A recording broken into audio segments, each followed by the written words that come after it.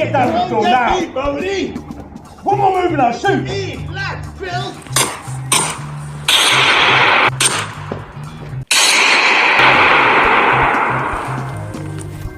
Hold on a minute. I recognise those gloves.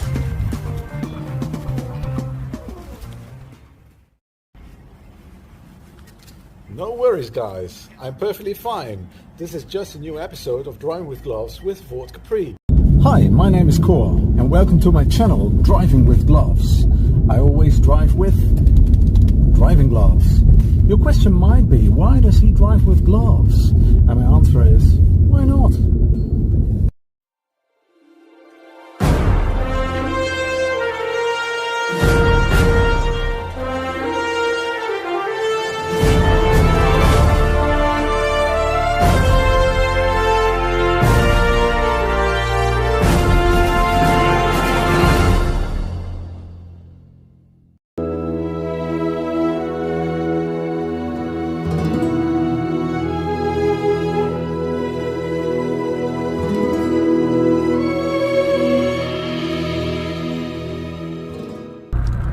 Let me first put something right. There is a small island in front of the coast of Naples in Italy, and this island gives the name to the car I'm going to review today. The island is called Capri. Yes, native English speaking ladies and gentlemen, the island is called Capri and not Capri. So the car I'm going to review today is the Ford Capri and not the Ford Capri. Damn good hair. Damn good hair. Damn good hair. Damn good hair. Don't blame me for this, even though it's unfair. Cause I got locks for days, I got damn good hair. They flip it, curl it, give it a wave. Whatever they do, it always behaves. I got body and shine, they all want what's mine. Sometimes it's hard to be this fine. Let's not stop, let's take it to the limit. Just like you, I'm in it to win it. Ford of Europe was founded in 1967 by the merger of Ford of Britain, Ford Germany and the Irish Henry Ford and Son limited divisions of the Ford Motor Company. Ford America launched in 1964 the Ford Mustang in the famous James Bond film Goldfinger. The Ford Mustang became extremely popular and its popularity lasts until today. After the merger, Ford Europe launched the Ford Escort, which was built both in Britain as in Germany. Ford Europe's second car launch was the Capri Sporting Coupe in the beginning of 1969. It was designed by the American automotive designer Philip Thomas Clark, who died at the very young age of 32 because of a kidney failure. The brilliant young designer was not only working for Ford, but also for General Motors. Except for the design of the Ford Capri, he is also known for his design of the Ford Mustang, and he was also the one who designed the Ford Mustang running horse emblem. Since the Ford Mustang was hugely popular in the United States of America, Ford decided that a pony car should be created for Europe. So Clark designed a smaller Mustang for Europe, and it was the Ford Capri. The car was called Colt during its development stage, but Ford was unable to use the name, for it was trademarked by Mitsubishi. The name Capri comes, as I already mentioned, from the Italian island, and this was the second time Ford had used the name, the previous model being the Ford Consul Capri, often just known as the Capri. Growing up in the 1970s is perhaps the reason that I still love the cars of that period. So you can say that my taste is somewhat subjective. Some periods produce better things than others, because although growing up in the 1970s I absolutely hated the fashion of that time. My mother drove a cardinal red Opel Rekord 1900 coupe, but then in the beginning of the 1980s the Opel Rekord broke down and no one was capable to repair the car, so another car had to be bought, a Ford Capri Mk2. I loved the looks of it, but my mother hated the car. The car was so underpowered that she could not overtake other cars, so the car had to leave. The Ford Capri Mark II 1300 was with 50 PS, perhaps underpowered, but I still like the looks of that car. So this childhood experience does not withhold me from reviewing today's car, the Ford Capri Mark II Facelift 2.3 from 1981. The Ford Capri I'm reviewing today has 1000cc more than my mother's car. So let's see if it is 1000 times better. Let us first take a look on the outside of the car. It looks absolutely good. This long bonnet shows you immediately that it is a male's car. Yes, this car symbolizes the size of your penis. Oh yes, I'm the great pretender. Ooh.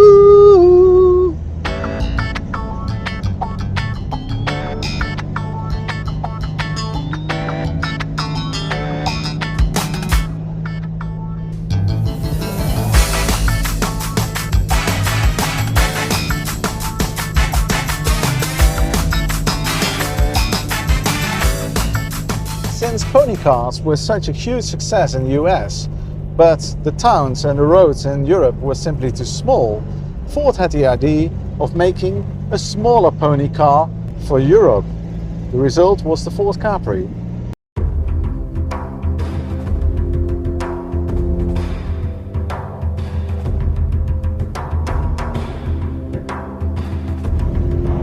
The Ford Capri was presented to the public in January 1969 at the Brussels Motor Show, with sales starting in the following month. It was based on the Ford Cortina and it was produced in the United Kingdom, in Belgium and in Germany.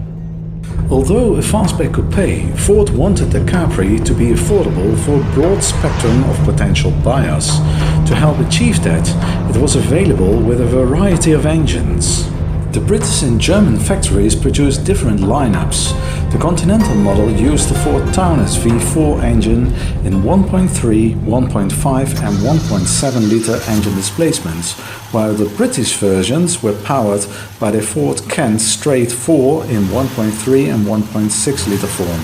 The Ford Essex V4 engine 2 litre British build and Cologne V6 2 litre German build served as initial range stoppers. New sports versions were added.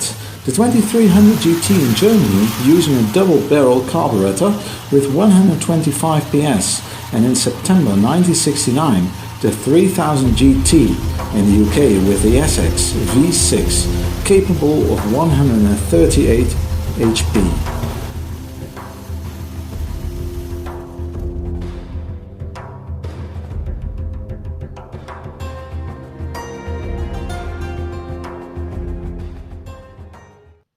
So the Ford Capri was built both in Britain and on Europe's mainland, but with different engines. And today I'm driving the 2300cc model with a V6 made in Germany. Detective TV series and films have always been popular. The characters like James Bond, Brett Sinclair, Danny Wilde, Jonathan Hart or Thomas Magnum all drove fancy cars hardly anyone could afford. But then in the late 70s there was a British TV series, The Professionals, where the main characters drove a car most people could afford, a Ford Capri Mark II. And in this episode of Driving with Gloves, I'm driving a Ford Mark II facelift model from 1981, because Ford never produced a Mark III model. Officially there are only two generations of Ford Capri, but many people speak about Mark I, Mark II and Mark III. I will try to explain why it is so confusing. The Capri 69 was officially the Mark I Capri and was, as I have already told you, designed by Clark, who died in 1968 before the official launch of his baby. But it was built without big changes until 1972. In 1972 there was a facelift of the Mark I, the Capri 73. The lights were different and the seats were different as well. In August 1973, 1 million Ford Capris were sold. Since the sales figures of the Mark I were declining, Project Diana was started under the lead of chief designer Uwe Bahnsen. In 1974, the Mark II was launched. In 1976, there were some model changes. Project Carla was launched to facelift the Mark II from 1974. This is the model with the mean looks, where the bonnet is covering the double headlamps, like in an Iso Rivolta. It has also another grille, but it had still leaf springs, and therefore the Capri was the last car built in Germany, including East Germany, with this setup. This facelift Mark II model was built from 1978 until 1986. Many people call this the Mark III Capri. Ford marketed the car in England as Ford Capri, the car you always promised yourself.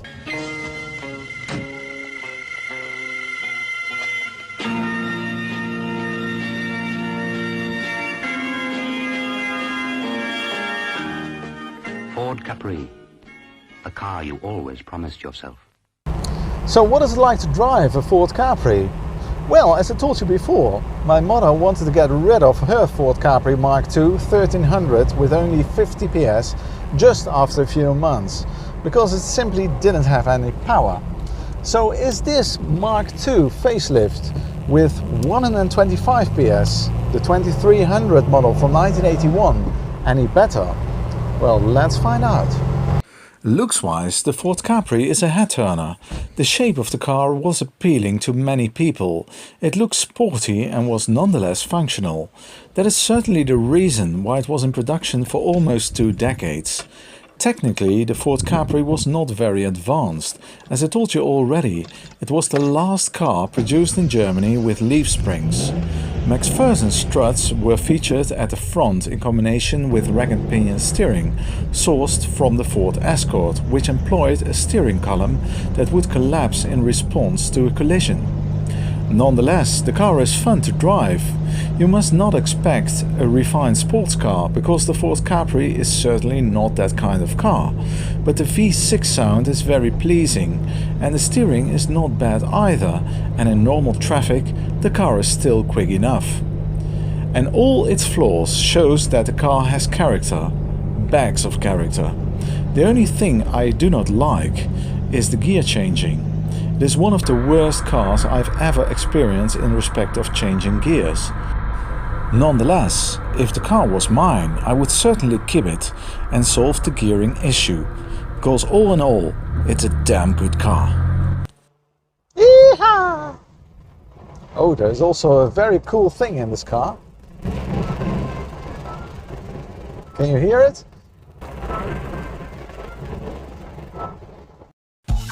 The interior is typically 1970s.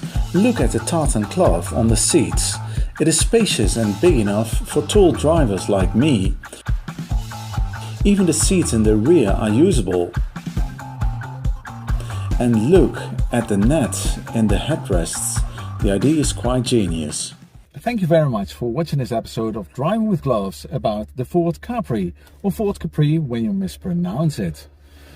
This car was built between 1969 and 1986 and was an icon in its time, and even nowadays it is a real head-turner, a real classic car.